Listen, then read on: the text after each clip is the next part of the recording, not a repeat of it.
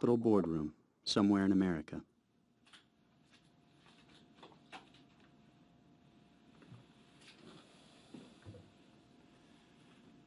The case of Whitney Ross. What went wrong? In a way, I think we all wish that the result of her case had been related to her appendicitis. But it wasn't. So what went wrong? And what can we do to fix it? Whitney was a sophomore in college, an excellent student with dreams and goals. She came to be in post-op after having an appendectomy. Still doing a little bit of everything. Yeah, yeah. But this IV line still really hurts. Well, like I said, I can try moving it to the other arm. Yeah, whatever you could do. Sure. Is that a rash? Oh, my cat scratched me a few days ago. I told them when they took my history. Okay. It shouldn't be a problem if the IV is down by the wrist. Thanks. Sorry to be such a bother. I'll be back in just a minute. Okay. The probable source of the infection was down the hall. Tom wasn't even supposed to still be there, but he contracted a MRSA infection at his surgical site. His daughter, Kelly, unfortunately didn't understand that even though she was just a visitor, she was also a part of the healthcare team. Hey, my dad could use an extra pillow for his back.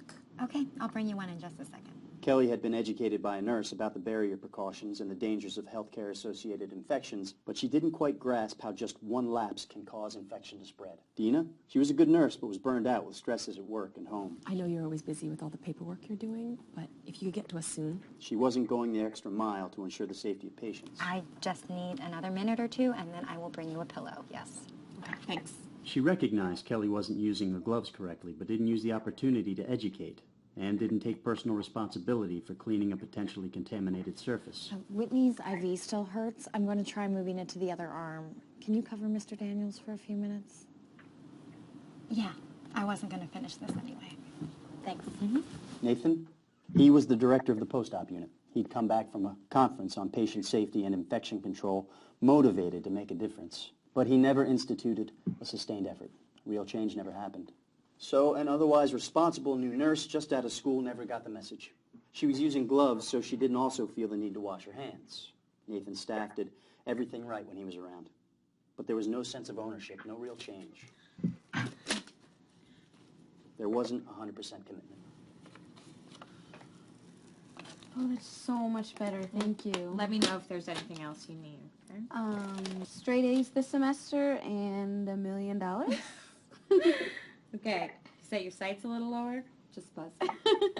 The infection preventionist working with post-op was Janice. Janice couldn't successfully implement a team approach to infection prevention. Hey, can I talk to you for a minute? Why?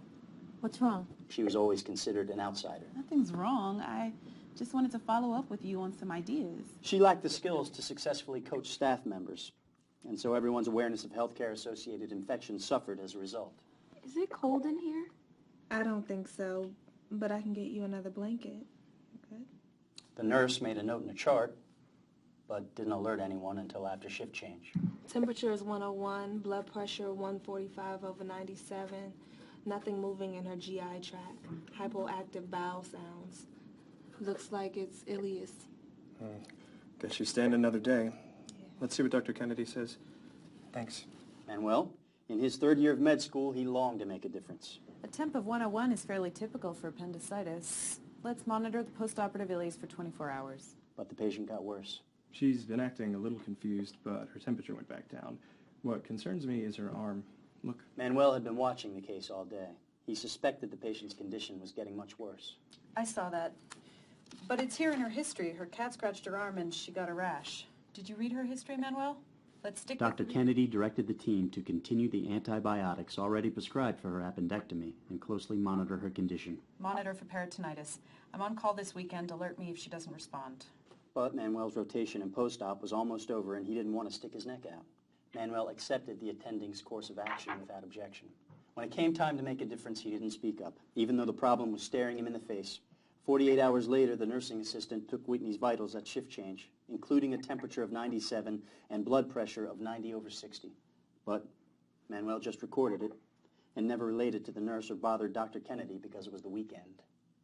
It was a chain of events that should not have happened. By the time she reached the ICU, she was suffering from organ failure as a result of sepsis. And then... Hey, Dr. Green. Everyone. The ICU just called me. Whitney from 204, she had a MRSA infection in her bloodstream. She passed away. I'll be around to talk with everyone, but Any one of several individuals could have made a better decision, and Whitney might be alive today. She came in with appendicitis. But everyone knew that a patient had just died from poor infection prevention and poor communication. What's wrong? What could they say? They said what had too often been said. Nothing. How can I help you? No, my dad is asking about. What happened?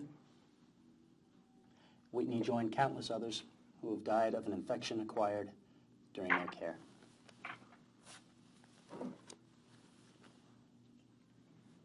But you know what? It doesn't have to be like this.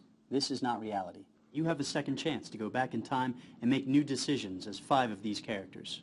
See if you can make choices that will change their approach to healthcare-associated infections and prevent this outcome. Get it? This is you. This is you. This is you. This is you. And this is you. Go back in time and make better decisions so that this is you. Doctor said I healed up fast. And not this. Take a walk in their shoes. If you're smart, we can improve quality of care and save patient lives.